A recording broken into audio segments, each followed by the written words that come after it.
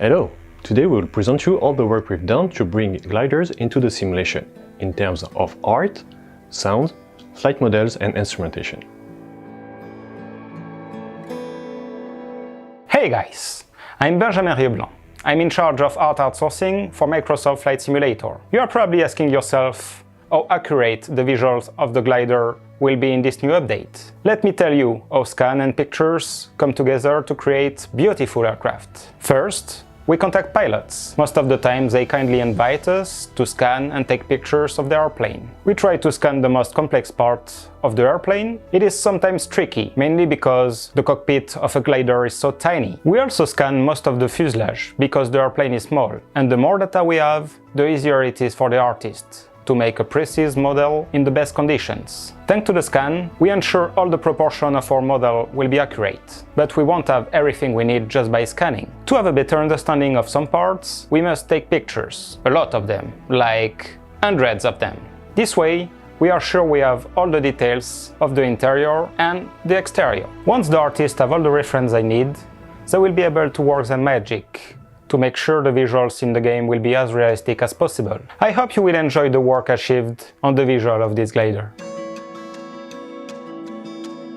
For the audio design, our approach was mainly focused on the wind flow, dealing with all the different wind noises that we can identify in flights relative to the glider behavior. But before doing any design, we needed to experience gliders and feel how they behave in real life, get some precious feedbacks from pilots, and as usual, record many in-flight cockpit references. We simulated the wind flow using wind sounds that we connected to variables based on the aircraft physical movements and aerodynamic wind to make it feel more alive.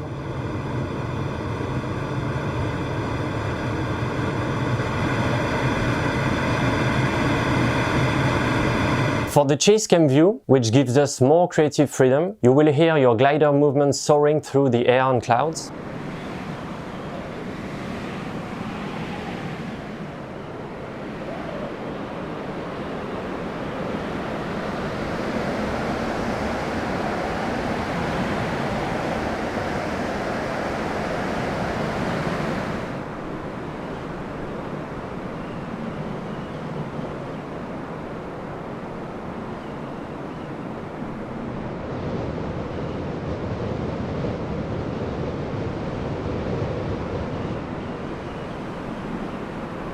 We put an emphasis on the thermal winds, so you can feel the wind raising the glider and making the fuselage and wings squeaking.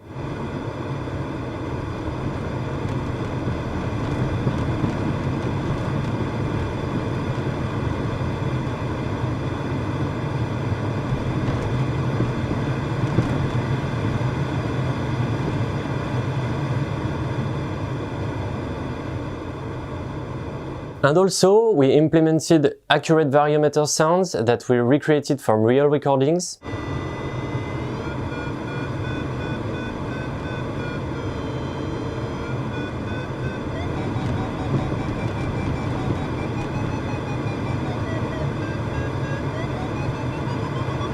We paid specific attention to the different surfaces you're rolling on, so it will sound different depending on the glider acceleration, giving more depth to the immersion.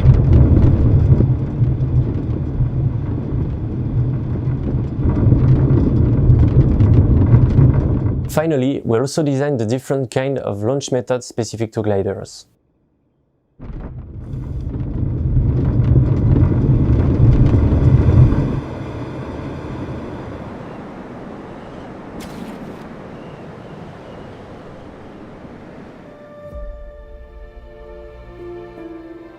Soaring is a very different experience than flying a motorized airplane, an experience that brings a new gameplay, instrumentation and flight techniques. In terms of gameplay, you will be able to choose between two different launch methods to take off, a winch or a tow plane.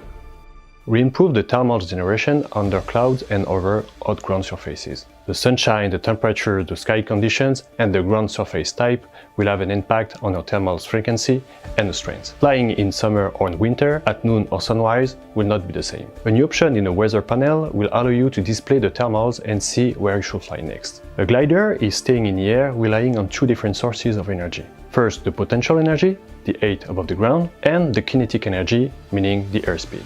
A classic airplane variometer will show the exchange of energy between the two, but a more relevant information for the sailplane pilot will be to show the actual energy losses. How much do you burn your fuel? For that, gliders are equipped with a total energy variometer, compensated to react to acceleration and deceleration. One of the more noticeable effects is the needle that will not move on short stick input like a regular variometer. Flying trim in still air, it will always show a negative value, because the glider is always in a constant descent, therefore burning potential energy. Sailplanes can fly for a long period of time or over long distances using the thermal energy to reload their potential energy bucket. It's like having unlimited fuel. You can also find a NATO variometer that will simply remove the normal sink rate of the aircraft from the reading, meaning that in still air, soaring at the optimum speed, the reading will be 0. For a more technical gameplay and flying technique, you will not only have to find the thermals, but you will also have to adapt to them to get the better performances. The idea is very simple. If you expect strong thermals, then you should fly fast between them. If you expect weak thermals, then you should fly slowly to keep your altitude and need to climb less within the next thermal. In the instrument, you will find the polar of your sailplane. The optimum flying speed shown on the graph will change dynamically based on your weight. Drop the ballast and you will see the effect on the speed to fly. But you can also enter the average thermal strength expected, known as the MAC-ready setting, to calculate the optimum speed to fly for that day. Soaring will bring you new skills to observe, understand and play with the atmosphere environment, flying techniques to always stay at the optimum, and strategy on how you will manage your energy. Have fun!